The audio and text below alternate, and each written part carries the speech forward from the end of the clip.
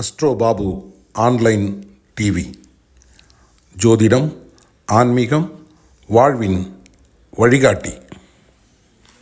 Astro Babu online TV நண்பர்கள் அனைவருக்கும் இனிய மாலை வணக்கம்.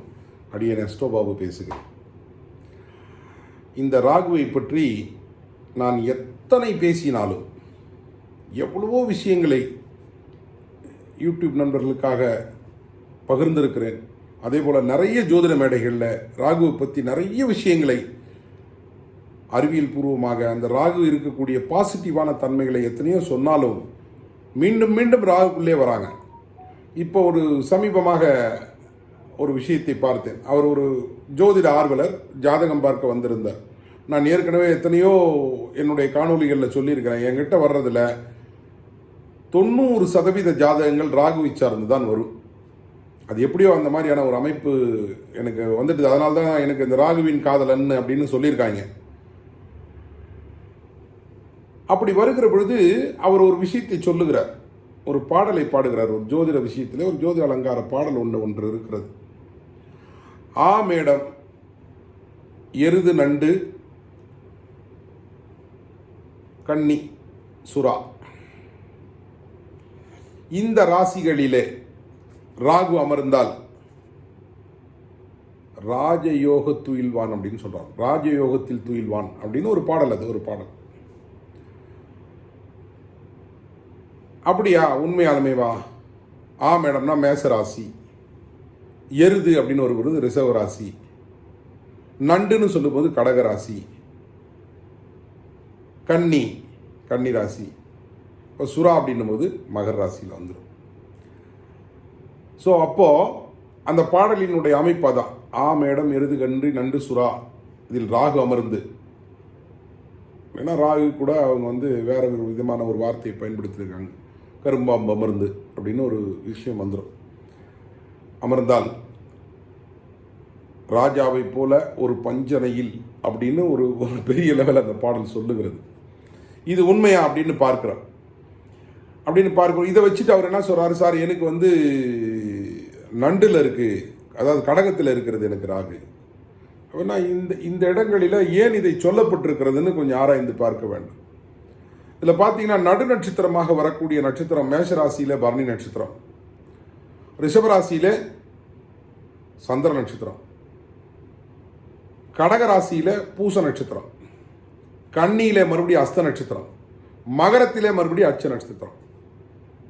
அப்போ சந்திரன், செவ்வாய், சுக்கிரன், சனி, இவர்கள் ராகுவுடன் தொடர்பு ஏற்படுவார்கள். இந்த ஆ மேடம், நண்டு, கன்னி, சுறால.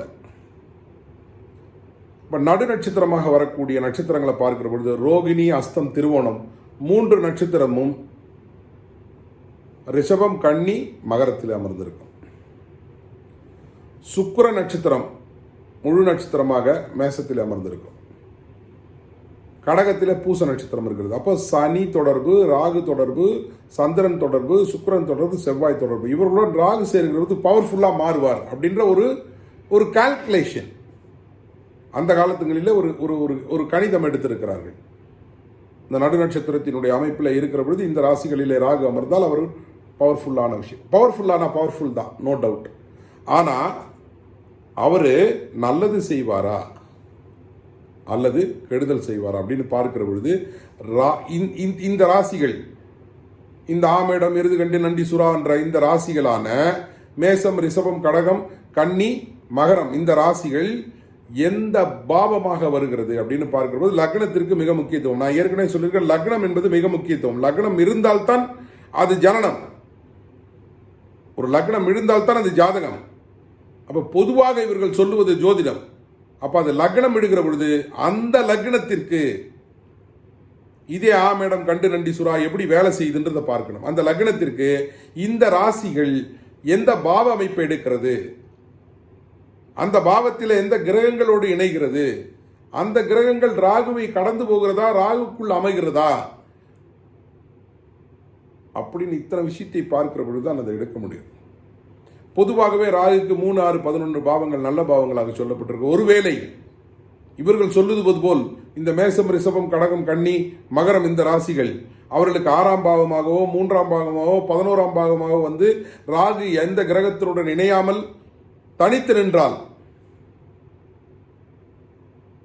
அப்பொழுது மிக சிறப்பான ஒரு விஷயம் கொடுப்பேன். அதுல கூட என்னுடைய அனுபவ விதி ஒன்று இருக்கிறது.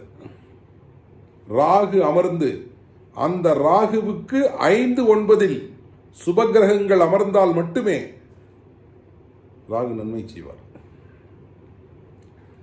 இப்ப இத்தனை விஷயங்களை சொன்னதுக்கு அப்புறம் 11ஆம் பாவத்தில் ராகு அமர்கிறதுன்னு வச்சுப்போம். இப்ப இந்த மேசம், ரிஷபம், கடகம், கன்னி, மகரத்தம் இந்த பாவங்கள்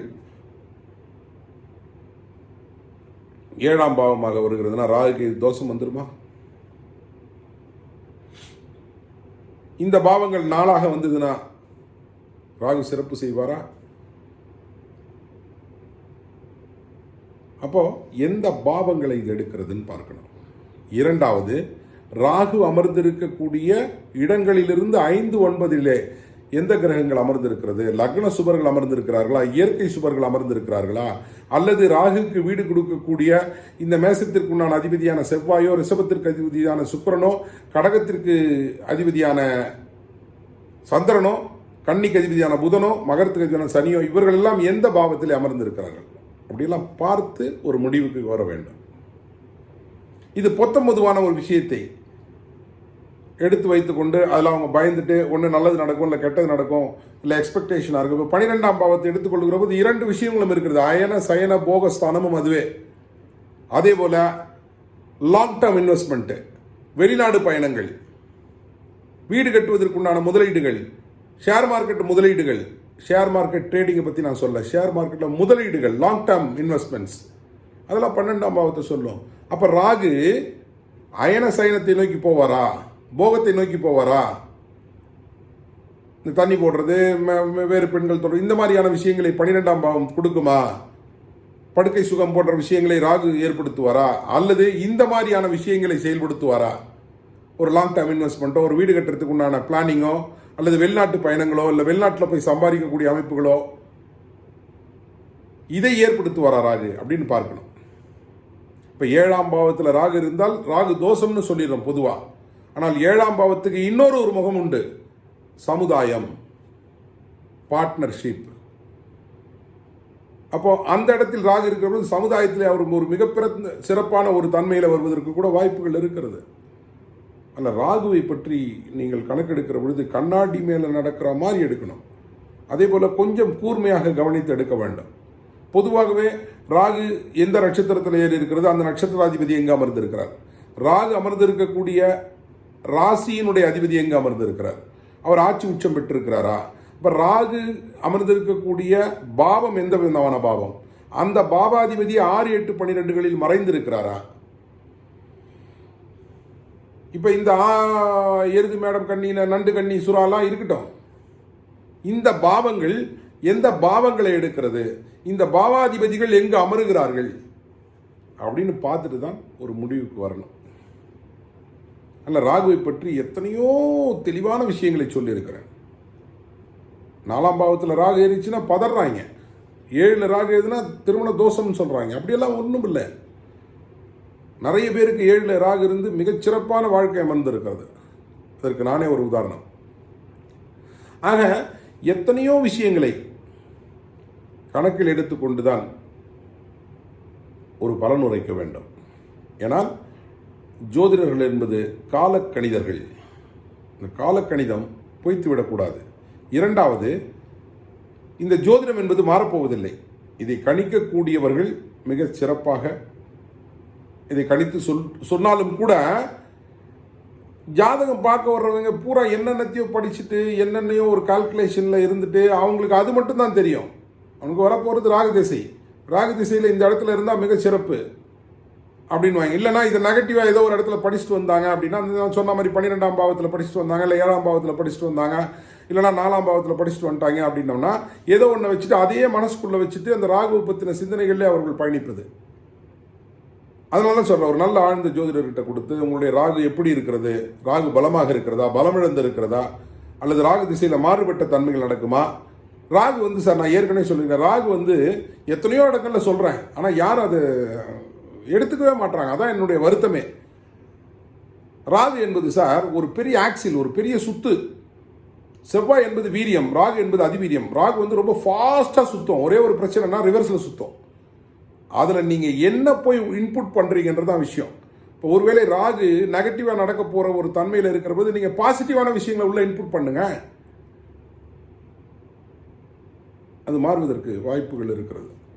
அதனால் இது வந்துட்டு ஒரே ஒரு விஷயத்தை மட்டும் இந்த மேடம் எருது கண்டு நன்றி சுறான்றதை மட்டும் கணக்கில் எடுத்துக்கொண்டு பயணிக்க வேண்டாம் நண்பர்களே. மீண்டும் இன்னொரு வீடியோவில் உங்களை சந்திக்கும் வரை உங்களிடமிருந்து விடைபெறுவது உங்கள் அன்பு அஸ்ட்ரோபாபு. நன்றி, வணக்கம்.